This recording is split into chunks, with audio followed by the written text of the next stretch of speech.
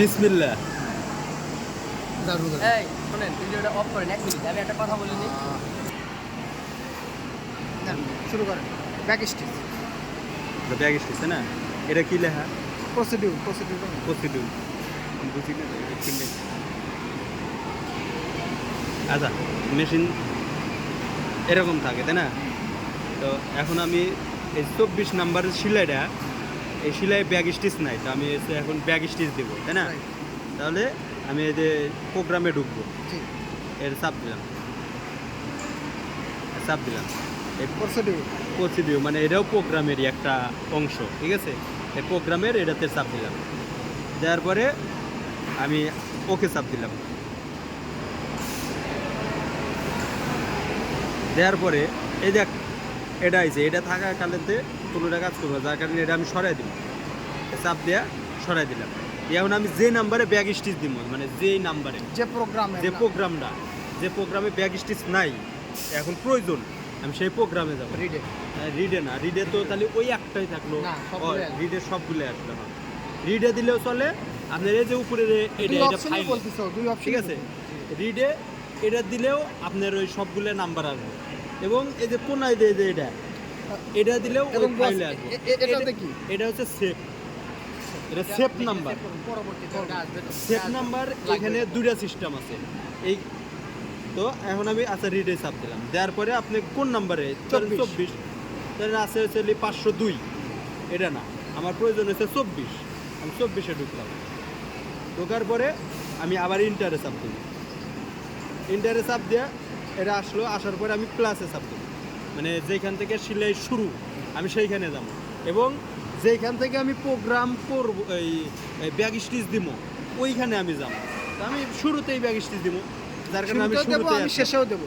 আচ্ছা, শুরুতেও দেবো এবং শেষেও দেবো, যার কারণে আচ্ছা ঠিক আছে আমি শুরুতেই আমি এটা চাপ দিয়ে ধরলাম, ধরার পরে আবার বড় আগে চাপ দিয়ে ধরার পরে একটা ফাংশন আসবে তাই না?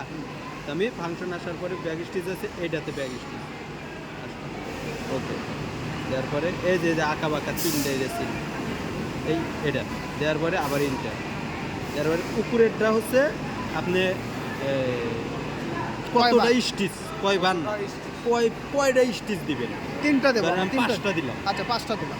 আর নিচে এটা কতবার, মানে আমি 2বার দিলাম না, মানে যেন 2বার হয়, 2বার, ঠিক আছে? দেওয়ার পরে আমি ওকে চাই দিয়া এটা সরাই দিলাম।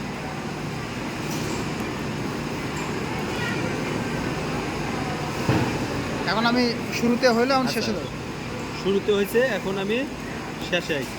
এই যে শেষে এখানে কিন্তু একটা সিজার দেখা যাইতেছে, একটু কাছে নেন করলে দেখেন, একটা সিজার দেখা যাচ্ছে, এই যে একটা এখানে সিজার দেখা যাচ্ছে। এই সিজারের আগে ব্যাক স্টিচ দেওয়া লাগবে। আমি যদি এই সিজারের জায়গায় দিই তাহলে কি হইব, যে ওই সিজারে কাটিয়ে তারপরে ব্যাক স্টিচ হবো, কিন্তু আমি তো কাটিয়ে ব্যাক স্টিচ দেওয়া যাবো না, আমার সেলাই শেষে ব্যাক স্টিচ দেওয়া লাগবে, যার কারণে আমি মাইনাস দিয়ে সিজারের সামনে চলে গেলাম। তারপরে আবার ফের ওই সেম এটা চাপ দিয়ে ধরলাম, আইসে ফাংশন ওকে করাই আছে সব, খালি ইন্টারে চাপ দিলে এগুলো সব নাম্বার দেওয়া আছে, আমি ওকে চাপ দিলাম, দেওয়ার পরে আবার ফের এটা সরাই দিলাম দিয়া, এই যে আমি সিজার কই আছে দেখেন, এই যে সিজার তাই না, এখানে এসে আমি সেভ দিলাম, নাম্বার কত? 24 দিয়া এসে চাপ দিলাম, সেভ হয়ে গেল তাই না? আমি হোমে চাপ দিয়ে একবারে চলে গেলাম। এখন দেওয়া দেখবো যে আসলে ব্যাগ স্টিচ হয়েছে কিনা, দেন ব্যাগ স্টিচ হয়েছে কিনা মেশিনে দেখেন, এখানে স্পিড কম আছে তো তাই না? ওই ব্যাগ স্টিচ দেখেন মানে এইখানে আবার সিস্টেম আছে, এটা এই যে নামছে, দেখছো এরকম ভালো সিস্টেম, এই ব্যাগ এটা সেভই হয়।